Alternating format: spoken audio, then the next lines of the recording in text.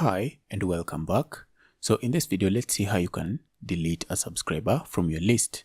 So let's say that I want to remove this subscriber that I added in the last video.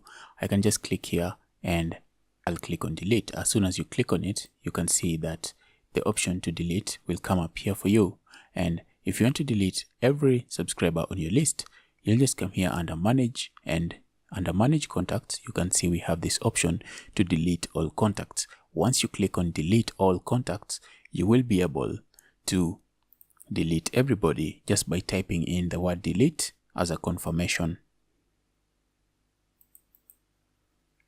So you can see if I type the word delete in all caps and I click on delete all contacts, it will delete every subscriber on that list.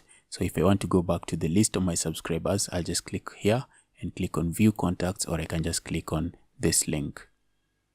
So if I want to delete this subscriber, I'll just click on it and I can delete the subscriber. There we go. If I had multiple subscribers to delete, I can delete all of them at once by going here, or I can just select them one at a time and delete the ones that I want to remove from my list.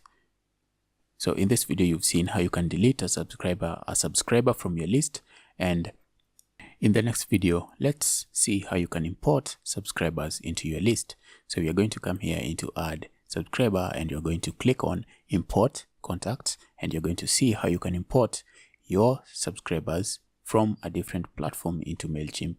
And it's a very intuitive and very simple process. So I will see you in the next video.